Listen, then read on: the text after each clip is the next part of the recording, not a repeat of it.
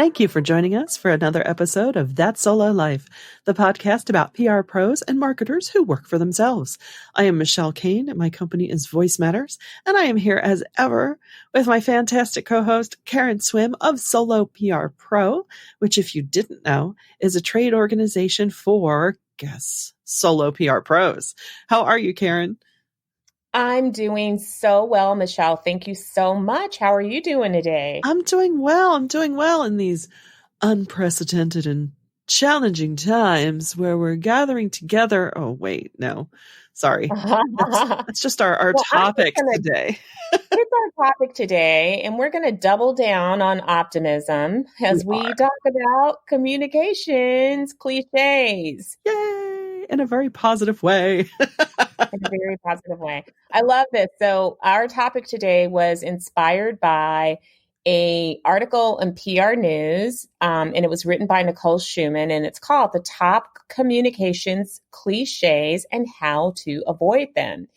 And I know that we've addressed business jargon in the past, but this is a little bit different because this is really more narrowly focused on our world as communicators. And I think that there are a lot of phrases and cliches in this article that will make people laugh. And amongst ourselves, I know that several of these are things that we have said, please let it die and let it die now. I can't imagine what you mean. Michelle, in these unprecedented times. Yes, well, let me circle back to you on that. I think, and especially I love how it focuses on, clearly our job as communicators, as writers, and writing well, and, choosing the appropriate language to communicate what we need, what we need to get across. And I think, a lot of times, I don't mean this in a negative way, but, I know for myself, I'm always on watch of, am I using lazy language, right?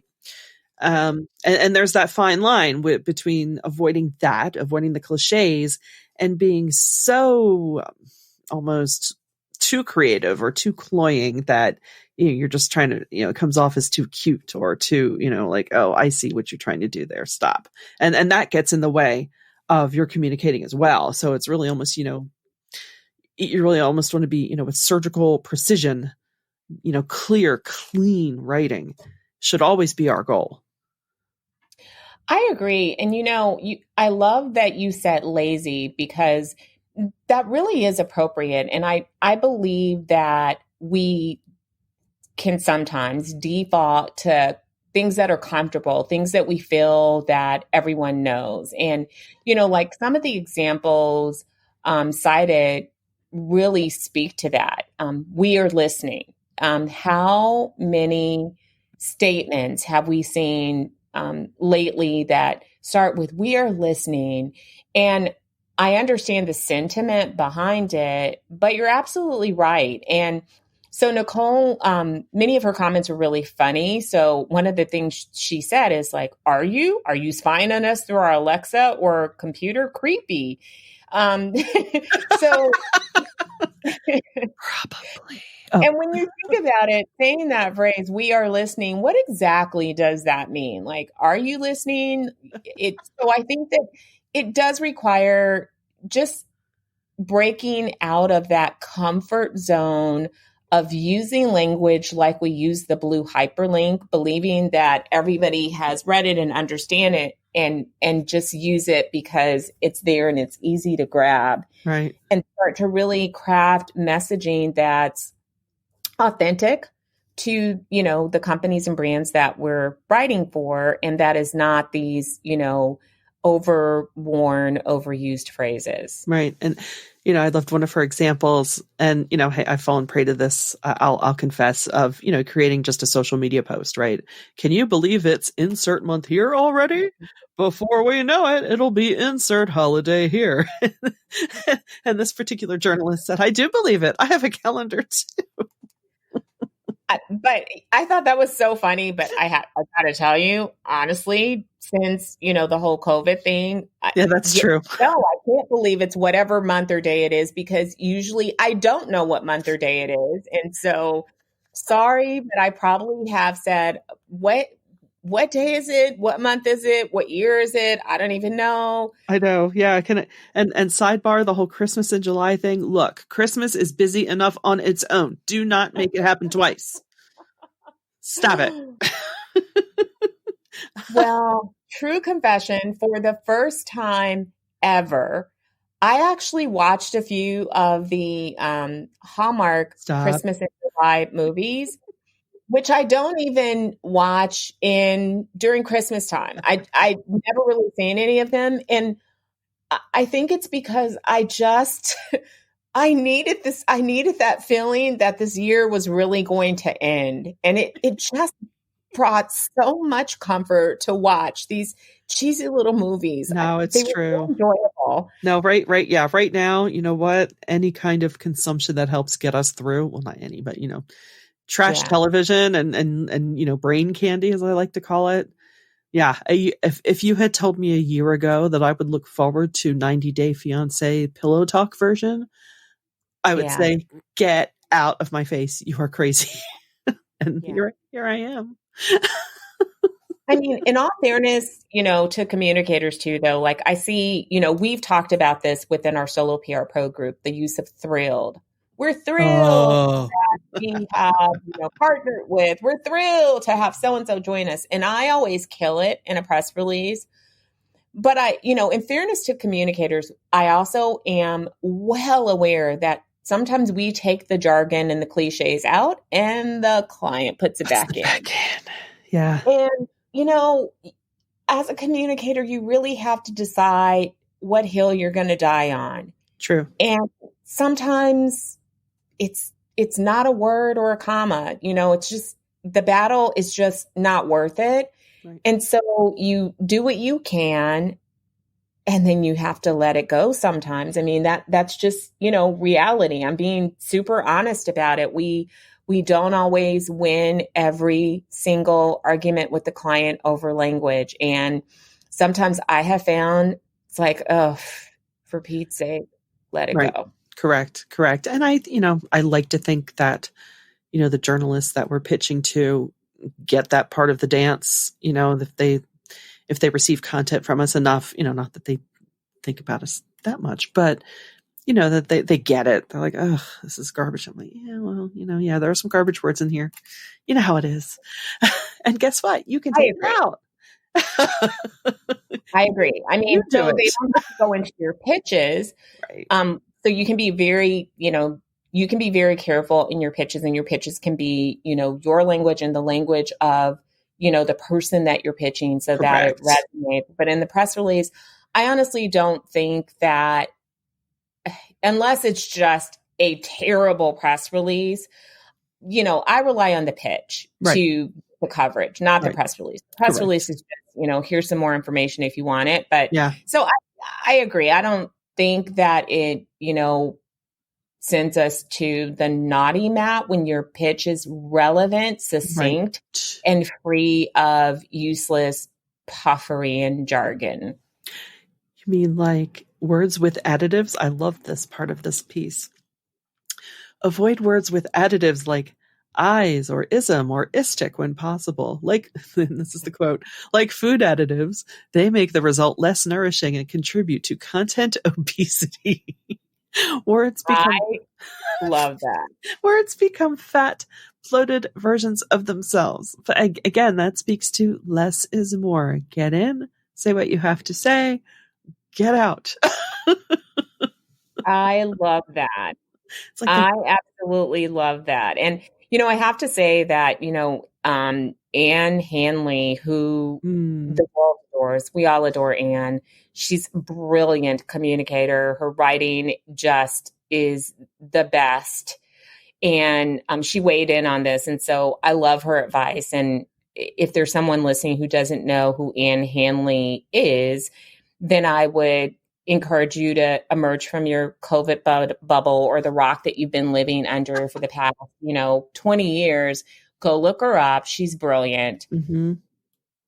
So, and she's, she's an amazing writer. So she's not just someone who has written books on writing and can teach you how to write or speak some writing. She actually practices her craft and is brilliant. Yeah. Brilliant at what she does. So yeah, I mean, I love this. And, I think it's, again, we as communicators, it's not our voice, it's our clients' voices. And I think that this is, one of those little nudges that we sometimes need, because we can be guilty of falling into bad habits too, that we need to approach every piece of content, no matter how big or small it is, being incredibly thoughtful and not being lazy. And Right. so that means staying excited about, bringing that excitement and that quest for excellence. I recently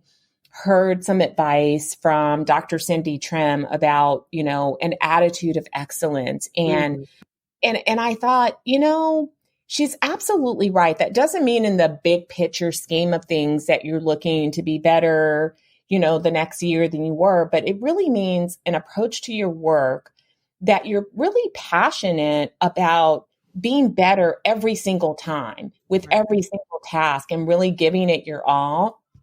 Right. And to do that, I truly believe that that means that you have to be really clear about the kinds of projects that you're working on and who you're working with, so that you're excited to do that, because you are putting yourself into your work. And even though it's your client's voice, it's your work. And if you're not excited about that, and if you're not excited about always looking for ways to bring more and to improve, and I don't want anyone to confuse this with working more or toiling or making it harder, but looking at ways that, because I believe that the more that you excel, it, it becomes effortless, because the excitement drives you to keep learning and to keep doing better. You look at little ways like, oh, how can I, do a better job of editing before I turn it over to my client? Or how can I, improve my process the way that I put together an outline? So yeah, I think that helps to avoid some of this Right. stuff happen. Right. Right. And I think it's just a healthy outlook to, you want to be invigorated by your work. And, that includes in how you craft your messaging and your writing. And, of course, you also want to think of, who is going to be reading this? How will they be receiving this? How can I make this message land properly, whether it's good news, bad news, or just informational? I think back to what drew me to doing this for a living is, you have to know about this. This is going to make your life better. It's going to affect you in hopefully a good way. So here, and, you want to make sure that they understand. And that's really, right for understanding as well. Um, Yes. and it should really, it almost bleeds through everything that you do. It's like, oh, this is great. I don't know, or maybe I'm just too sunshiny today. Well, Michelle, we all need some sunshine in our lives All right right, now. well, So we gotta get it where we can. we have to get it where we can. So yeah, I agree. I mean, I think you're right. And I also think it's incredibly important these days to not only, not rely on lazy phrases, but to be meticulous about how we communicate. Mhm. There's a lot of, every word can be taken out of context. And even with the best effort, even with the best message that's authentic and free of jargon, we know that there are people out there who will still take you to task over what you said. Right. So there's a preparation for that as well. There will be backlash these days, sometimes no matter what you do. True. But I think that it's important for us to do our best work in making sure that our messages, as you said, are understood, that they're clear, that they're, succinct. I love a good succinct message, Mhm. and that they're error free. um, meaning, not just grammatical errors, but factual errors, because we can't put messages out there that can be taken out of context or that inspire, wrong actions or are misinformation. So I think that is, we carry the weight of that on our shoulders as well. Right. I mean, that's rule number one. Is it true? Whatever we're communicating, is it true? And then, second, are we saying this as cleanly, as clearly as possible? I think I almost do this at a subconscious level now, especially when crafting social media posts. I'm always thinking, all right, how can someone come around this, especially, in this, like we said, in the clapback era, how can someone turn this around and make a smart comment? And, it takes extra energy, but it's definitely worth it. And it's not 100% foolproof. It's almost like, when you're naming your child and you think, okay, how is this going to play out on the playground? Can I playground proof my child's name? That's sort of the approach as well that I take to writing.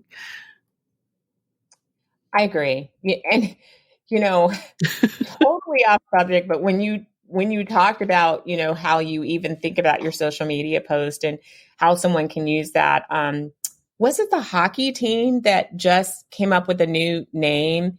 I can't remember the whole name, but it has crack in it. No.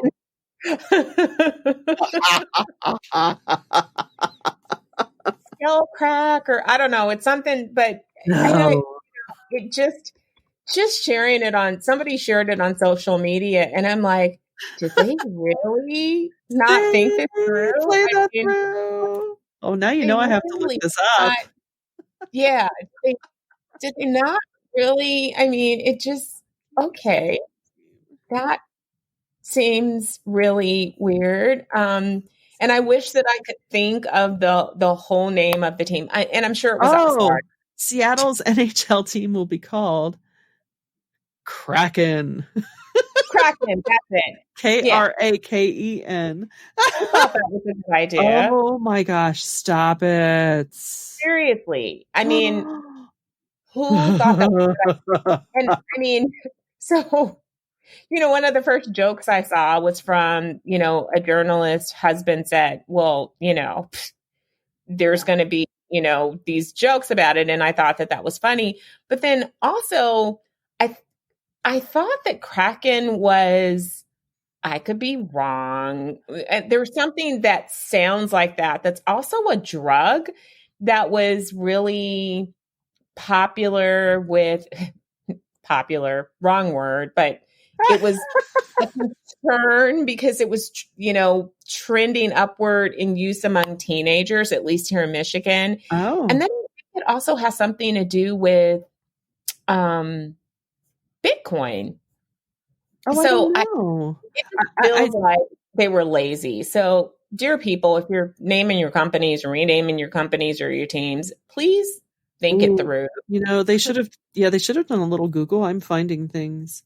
I knew it was a pop, popular pop culture phrase, release the Kraken. And apparently that came from 1981's camp classic, Clash of the Titans. Okay. And also tied to Greek mythology too, but it's a gigantic sea monster known as the Kraken. However, in 2018, a little-known band, I assume, called Ninja Sex Party, released a song called "Release the Kraken." It just invites ridicule. I mean, hopefully, it'll go for them the way our Philadelphia's beloved Gritty has gone for us. We had that initial 24 hours of what, and then we got to know him a little better, and now he's ours. I hope so, but I don't know. Gritty doesn't have the same wordplay. Yeah, it really doesn't. This was kind of bad. Oh my gosh, this is awesome. It's made my day. Topic. Sorry, audience. But hey, words matter. Words do matter. That and choices matter. let's not call it off topic. It's a subtopic. That's right. Yes, exactly. It's all about what are they seeking to communicate by choosing that name? And I get it. Gigantic sea creature. It's Seattle. I get it. There's a lot of fun that can be had, but I guess we could do that with almost anything. Maybe not quite. I don't know. Yeah, you can be mean about a lot of stuff. You shouldn't make it easy for people to be mean and make it about you. Yeah. But we wish their comms team well, and I'm sure whoever is working their Twitter account will be formidable, and will handle it just fine. Sorry for the sidebar, but this is how my brain works when I'm exhausted. This is how it works. It doesn't, my thoughts are not linear. And that's okay. I mean, that's kind of part of the writing process too. We've got to let it flow. And so we have for another episode. We hope you've gotten something fun out of this and something useful. But we will put the link to this article in the show notes. And we will also, we'll put in the link in the show notes. Sorry, I've got wacko brain too today. So, but we do thank you really for listening to us. And we hope you subscribe and share. And leave us some reviews if you like what you're hearing. I can't believe I just asked for reviews, but be kind. But yeah, we love your feedback. And, we want to know your favorite interesting additives and bloated, bloviating copy. Leave us some comments over at Solo PR Pro. And until next time, thanks for listening to That Solo Life.